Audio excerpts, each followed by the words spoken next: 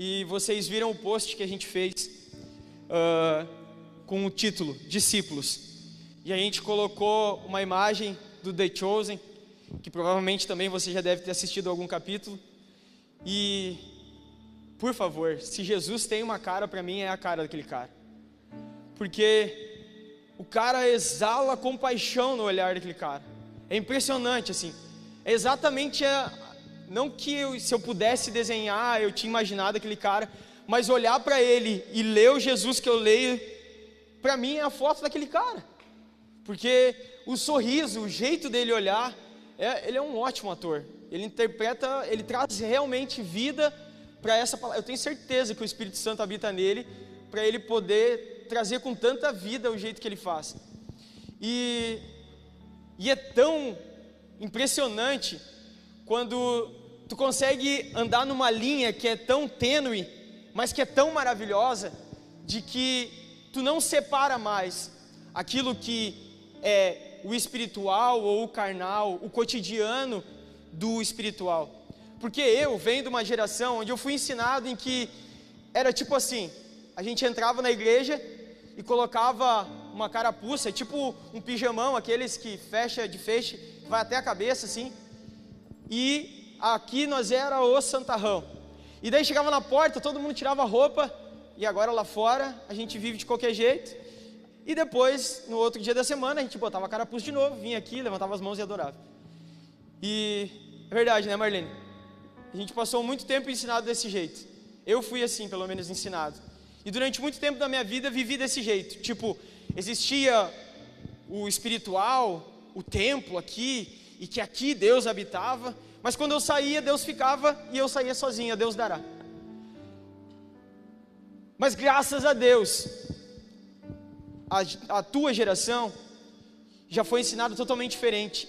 E eu, graças a Deus, pude ser modificado na minha mente, e tive uma mudança de mente de verdade, uma metanoia, para entender que Jesus não está nessa uma hora só, Ele está aqui, o Espírito Santo está aqui, mas muito mais é o nosso cotidiano, e é lá que Ele está, em todo o tempo, porque aonde tu está caminhando, é tipo Jesus tabernaculando, é tipo assim, ó, tu com uma barraca nas tuas costas, é tipo o cara lá de Camboriú, que infelizmente faleceu essa semana, que andava com o Fuca por aí, com uma barraca em cima do Fuca, e aonde ele ia era a casa dele.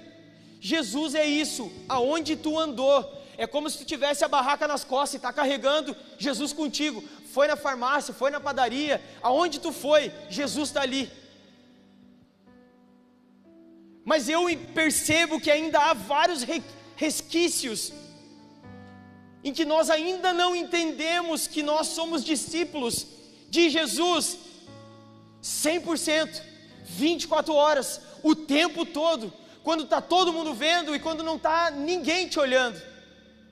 Em todo o tempo nós somos discípulos, nós fomos chamados para uma missão, nós somos chamados pelo Espírito Santo, impelidos por Ele, para um processo, e no processo nós somos gerados dentro da missão, e na missão nós desfrutamos de quem Ele é. E é muito impressionante a forma que o Espírito Santo fala, e é muito louco isso comigo e com Samuel Henkel, porque não é a primeira, mas várias e várias vezes, de Deus estar falando uma coisa comigo, e do nada a gente se encontra e eu falo uma coisa, e ele, meu Deus, cara, eu li isso essa semana, e eu estava falando com Deus sobre isso e não sei o que, ou ele me fala uma coisa e eu digo, meu Deus, cara, olha aqui, eu tinha anotado isso aqui e tal.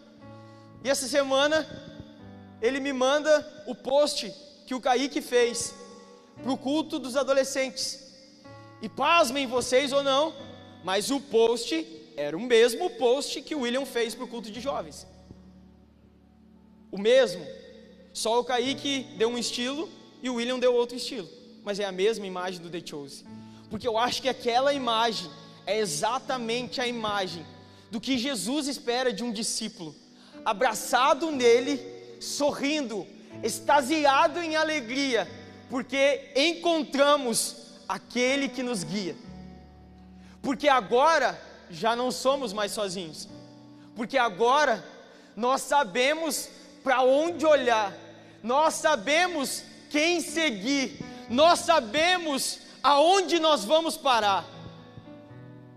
Eu já encontrei com várias pessoas, onde eu disse: e aí, meu, como é que tu tá? O que tu tá fazendo? O que tu tá trabalhando? Tu tá estudando? Colegas da antiga de aula.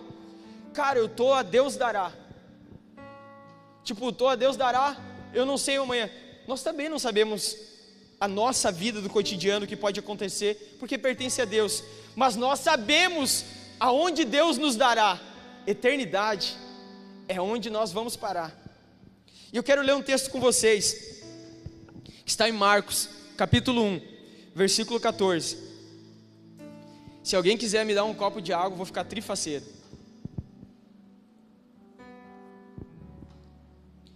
Marcos, capítulo 1, versículo 14.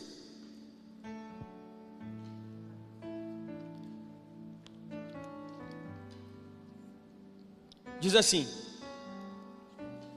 depois de João ter sido preso, Jesus foi para a Galiléia, pregando o evangelho de Deus. Ele dizia: o tempo está cumprido e o reino de Deus está próximo. Arrependam-se e creiam no evangelho. Caminhando junto ao mar da Galiléia, Jesus viu os irmãos Simão e André, que lançavam a rede ao mar porque eram pescadores. Jesus lhes disse: venham comigo e eu farei com que sejam pescadores de gente. Então eles deixaram imediatamente as redes e os seguiram. Pouco mais adiante, valeu, Mateus. O Mateus vai ter um galardão gigante no céu quando diz respeito ao que ele fez por mim, porque todo culto é ele que me dá água. Valeu, Mateus. 18. Então eles deixaram imediatamente as redes e o seguiram. Pouco mais adiante, Jesus viu Tiago, filho de Zebedeu, e João, seu irmão, que estavam no barco consertando as redes. Logo os chamou, e eles seguiram também Jesus, deixando seu pai Zebedeu no barco com os empregados. Beleza. A gente se denomina cristãos, pequenos cristos, cópias pequenas do grande, que é Jesus. Mas eu não sei se você sabe, mas a palavra Cristo aparece apenas 3 vezes na Bíblia. E eu anotei os textos, que se você quiser procurar depois e anotar, está em Atos capítulo 11, versículo 26, quando Jesus está na Antioquia. Depois em Atos, capítulo 26, versículo 28, quando Paulo está sendo intimidado pelo rei Agripa. E também em 1 Pedro 4,16, onde diz: onde não se envergonhar de ser um cristão. Porque, para que a gente entenda o contexto, cristão, na verdade, não tinha nada de bom em ser chamado cristão. Na verdade, era uma gozação dos romanos em cima daqueles que eram parecidos com Cristo. Depois já de Jesus ter se entregado, as pessoas eram chamadas de cristãos como um tipo de chacota. Ah, então vocês são os cristãos, os pequenos cristos daquele que foi humilhado na cruz. Porque a morte de cruz, todos sabemos que era uma grande humilhação para a época. Então, na verdade, cristão na época era uma chacota. Mas tem algo que me chama muito a atenção, que é a palavra discípulo. E essa palavra discípulo, ela aparece milhares de vezes. Milhares de vezes. E o que eu acho interessante é porque, se você for ler, vamos vir agora para o Novo Testamento, os Evangelhos. Sempre que você for ver Jesus falando, existiam sempre 2 grupos. E você vai ver várias vezes a Bíblia falar sobre isso, que era uma multidão e eram os discípulos. Só que dentre os discípulos também havia distinções entre eles. E aí eu posso distinguir como cristãos e como discípulos. E você vai entender isso. Só que antes, eu queria tentar trazer uma visão geral, para que vocês pudessem entender os meus questionamentos. E eu quero que esses sejam os teus questionamentos hoje. Porque eu li uma pesquisa em que diz que hoje, e há algum tempo atrás eu já falei sobre isso numa outra palavra, mas essa pesquisa foi atualizada, então os números agora são mais recentes. Nós já somos hoje mais de 40 milhões que se dizem evangélicos. Esses caras que prospectam as coisas, eles disseram que em 10 anos, provavelmente no Brasil, nós seremos a maioria, de tipo mais de 85%. Só que agora, com esse olhar, eu quero que você volte o teu olhar ao Evangelho, porque os Evangelhos dizem que Jesus chamou 12 para serem discípulos, em que depois de 1000 anos, nós, como Brasil, uma nação predominante de mais de 40 milhões, se dizendo evangélicos, cristãos. E a minha pergunta é: nós somos derivados de 12 discípulos. E agora eu pergunto, 40 milhões de brasileiros que se dizem evangélicos, nós temos impactado a nossa nação? Nós temos mudado a cultura da nossa nação? Nós temos mudado as características dos outros países ao olharem para nós? Sem sombra de dúvida e sem nem fazer nenhum tipo de pesquisa, eu te digo com certeza, não. Porque nós ainda somos muito conhecidos como o país do futebol, nós ainda somos conhecidos como o país do carnaval, nós ainda somos conhecidos por um dos maiores índices de prostituição, nós ainda somos conhecidos por um dos maiores índices de pobreza. E eu não estou entrando aqui, nem vou entrar em questões de governo, porque infelizmente nós não podemos discutir mais nada hoje em dia, que tudo vira briga. E aí é mais uma questão para mim te trazer de que será que nesses 40 milhões nós temos cristãos, multidão ou discípulos? E sabe, e pensando sobre isso, eu lembrei de uma passagem que está em Gênesis, no capítulo 30, você não precisa ler, mas leia depois em casa. E lá tem a história, continua a história de Jacó e Labão, seu sogro. Você sabe muito bem o que aconteceu com ele. Na história aquele que ele trabalha por Raquel e ele recebe Lia, e depois ele continua trabalhando, mas os 14 próximos anos depois, ele já tinha Lia e Raquel, as duas. Mas ali continua ainda algo entre Jacó e seu sogro, Labão. E olha que interessante, Jacó trabalhava há muito tempo já para ele. Jacó diz: eu preciso ter as minhas ovelhas. E então ele faz um acordo com seu sogro Labão. Ele diz: as escuras e malhadas eu tiro do rebanho, são minhas, e as outras são tuas, porque todos nós sabemos que quando se trata de ovelhas, de carneiros, a maioria deles são brancos, então é muito mais difícil de dar malhados e escuros. Então Jacó faz isso, separa, mas ele tem uma ideia. Ele pega, eu não quero chegar nesse ponto, não vou chegar nesse ponto ainda. O ponto é esse aqui primeiro. E esse foi o primeiro ponto que me chama a atenção. Existiam dois, o sogro Labão e Jacó. E aqui eu vejo o grande problema nosso como igreja, como uma alegoria usando a vida de Jacó e Labão. Sabe por quê? Porque seria muito fácil para mim chegar aqui hoje, na posição que eu estou, tendo o microfone na mão, e dizer que o problema é a igreja, os ouvintes, que não vivem como discípulos de verdade. Mas eu quero trazer a responsabilidade, primeiro, para nós, que temos a responsabilidade tão grande, de usar um microfone, e influenciar outros. Sabe por quê? Porque os 40 milhões, que eu tenho certeza que não são discípulos, e na grande parte deles são multidões, são porque hoje nós temos vários Labão entre as ovelhas e os carneiros. E o que é isso?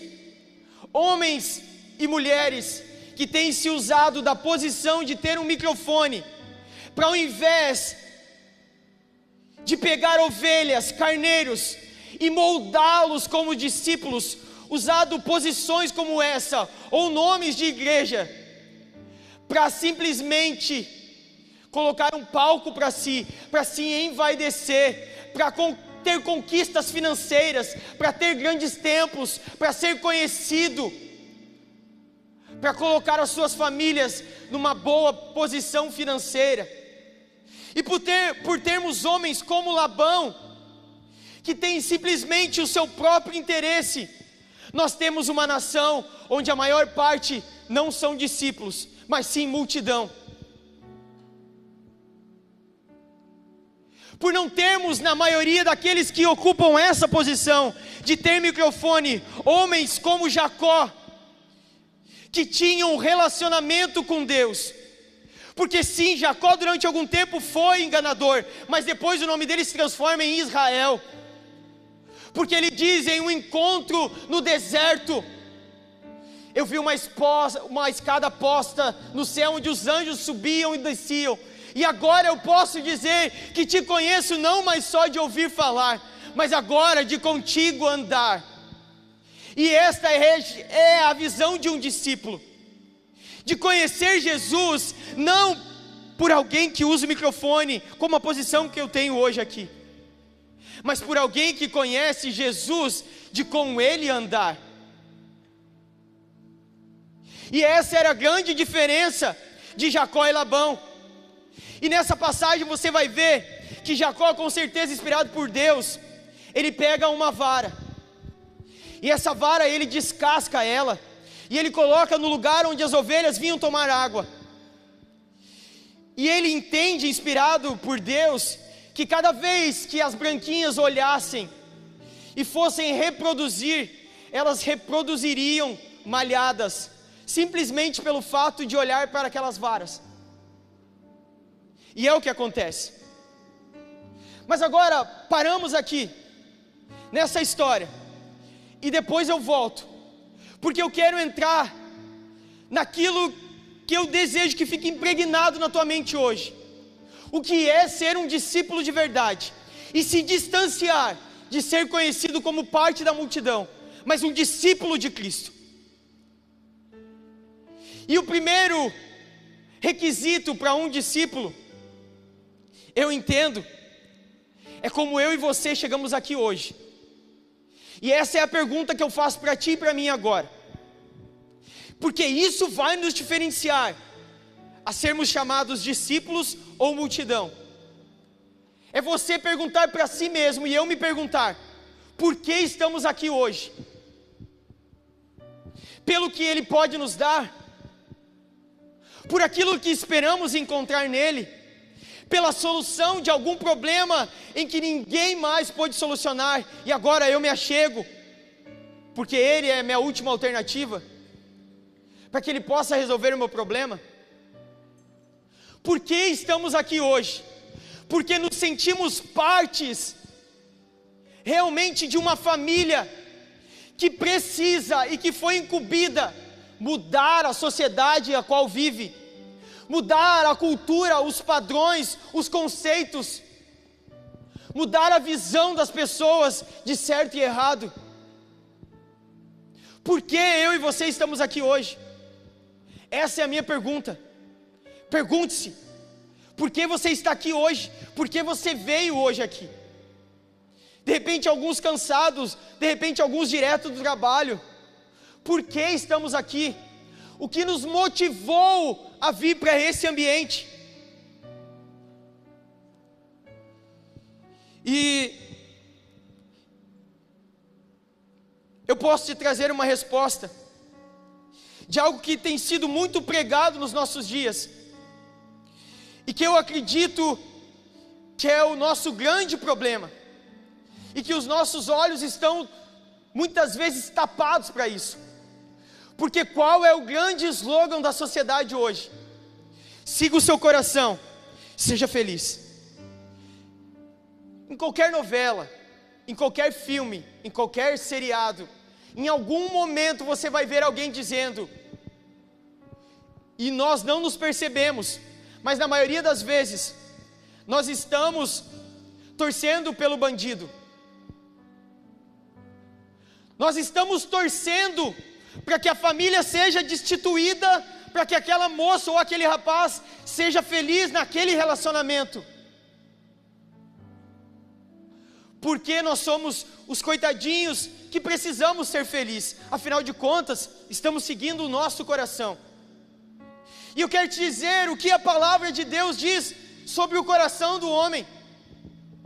Jeremias disse, já nos alertando, que o nosso coração é enganoso, o nosso coração é corrupto, desesperadamente corrupto.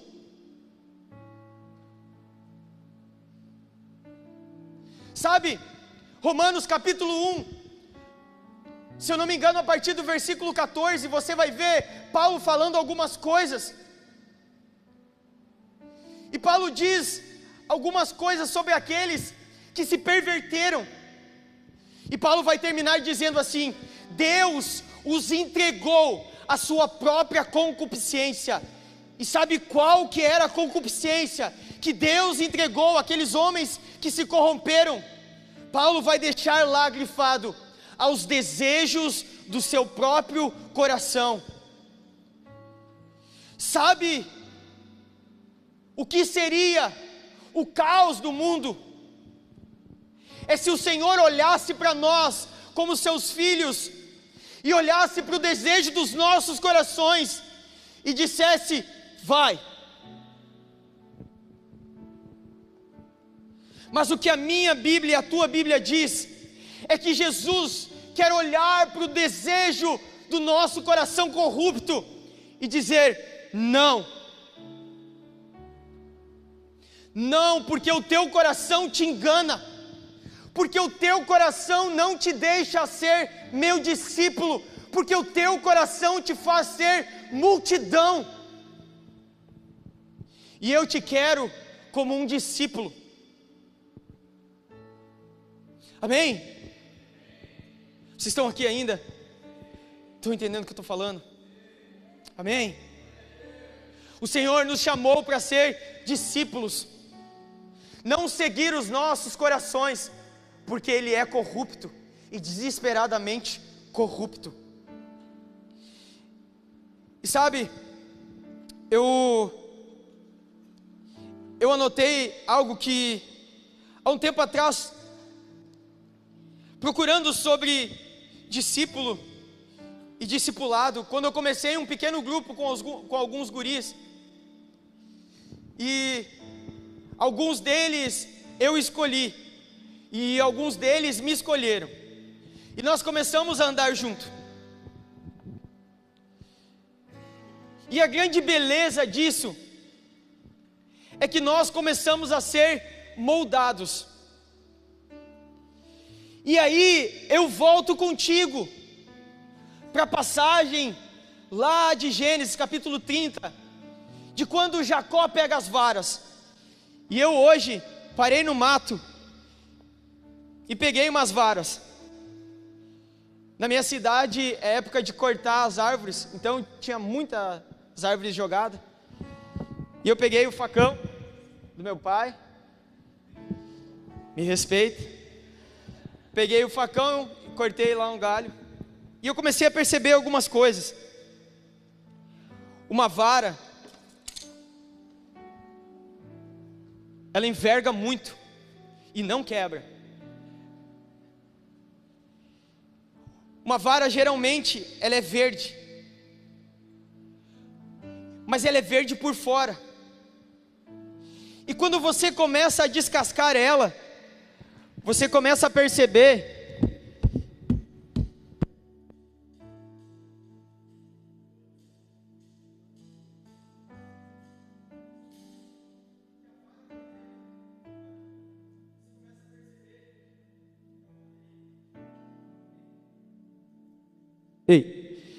acho que eu desliguei, desculpa. Você começa a perceber que por dentro ela é bem branquinha. E quanto mais você vai chegando, você começa a perceber que ela tem várias ramificações de vida. E eu comecei a lembrar disso no nosso discipulado. Porque todos chegamos verdes, mas totalmente maleáveis, a ponto de muitas vezes ouvir certas verdades que não eram muito legais. Mas o que acontecia? Nós nos envergávamos e voltávamos.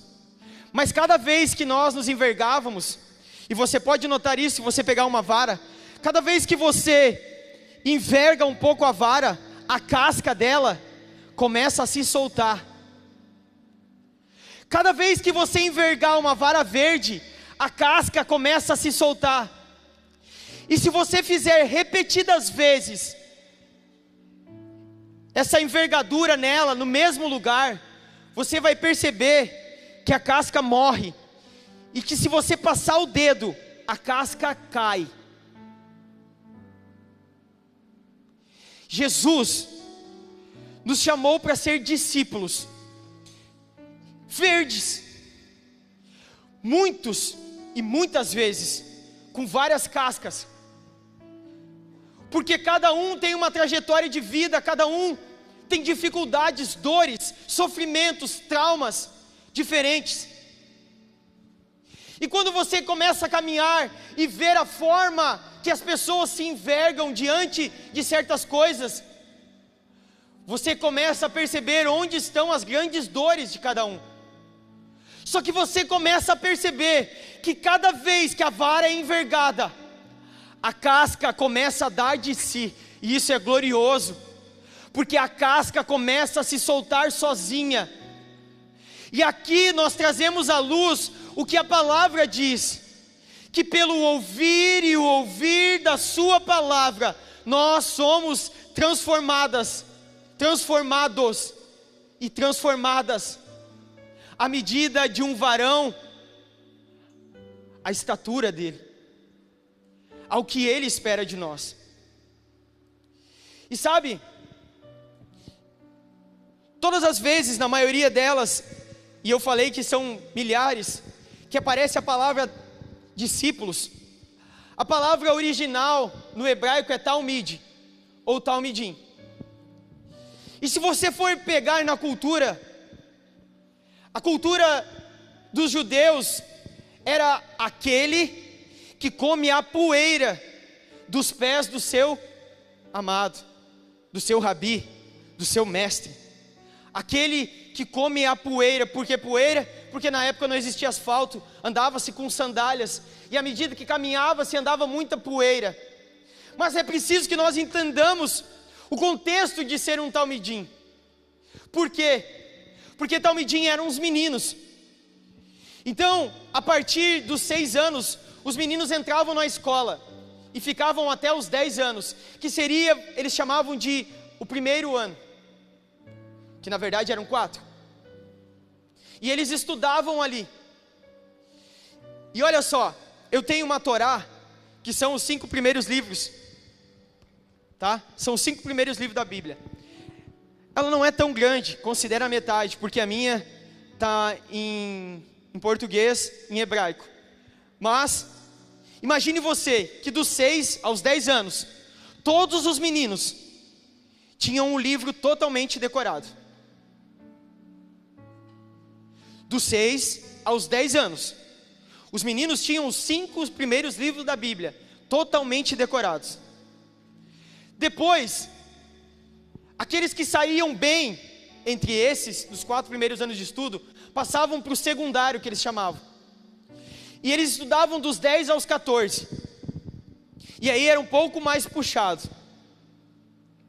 E na época de Jesus, existia 2 grandes mestres, que era Hilel e Shammai.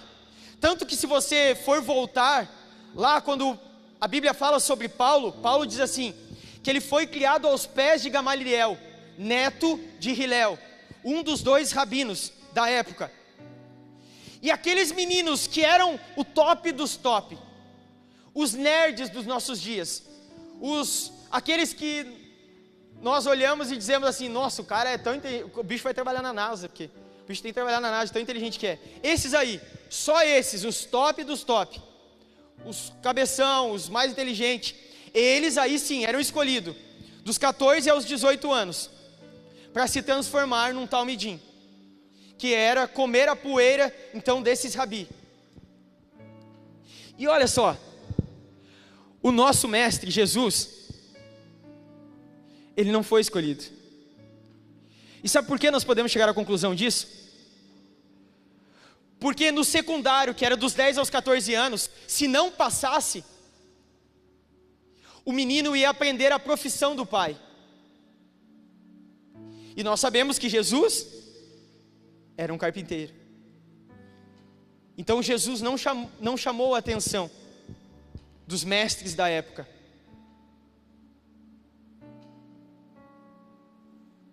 E a minha pergunta para mim e para você é se nós estamos dispostos a ser esses que comem a poeira dos pés uns dos outros, para que possamos ser uma família de verdade, para que possamos ser discípulos de verdade do grande mestre e rabi, Jesus. Comer a poeira dos seus pés hoje é ter alguém que nos chama, que diz, vem. E aí você pode me dizer e trazer os seus argumentos, e eu posso trazer os meus, e dizer, mas tu não conhece minha história, não tem estudo, eu mal aprendi a ler, tu não conhece a minha família totalmente destruída, tu não sabe de onde eu vim, tu não sabe o que eu já fiz, tu não sabe nem os pecados que eu tenho. E eu venho aqui hoje para te dar uma grande notícia, porque a grande notícia é que Jesus não olha para os cabeção, olha também, mas o que eu quero dizer é que Ele não olha para uma turma procurando os mais inteligentes, os top dos top, os que já de 6 a 10 anos decoraram os 5 primeiros livros da Bíblia. Não. E o que me impressiona é que até parece que Jesus gosta da galera do fundão,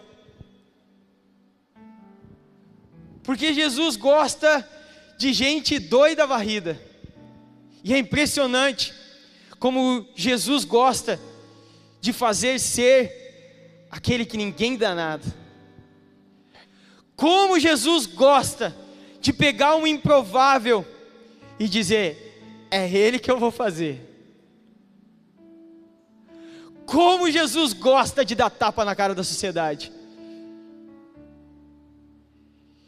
E eu peguei 2 vídeos do The Chosen, que eu acho, eu não sei se foi assim, é óbvio que eu não sei, mas eu acredito que deve ter sido muito parecido.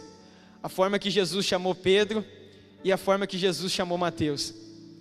E eu quero mostrar para vocês esses dois. Por que eu escolhi esses dois? Porque Pedro seria um cara dos nossos dias com o nome mais sujo, com o nome surrado no SPC. Esse seria o Pedro, cara. Turrão, briguento, estouradinho. Tanto que Jesus manda ele lançar a rede, ele diz, eu imagino Pedro, tipo, que nem quando eu fico bravo, que eu fico no vermelhão assim, tipo Pedro no vermelhão dizendo, não sabe que eu passei a noite inteira jogando a rede, não peguei nada, vai me mandar eu jogar a rede de novo. Mas ele diz, porque tu falou, na tua palavra eu lanço. Todas as vezes que você vê Jesus encontrar alguém que vai seguir ele, ele olha e diz, siga-me. E de repente nós podemos estar nessa situação de Pedro, ou de Mateus, ou de tantos outros, ou na situação da mulher samaritana, ou na situação da Maria, nem sei lá a situação que nós podemos estar envolvidos, mas como Jesus fala para Mateus, ele diz, que bom que eu passei por aqui hoje, não é Mateus? Então siga-me.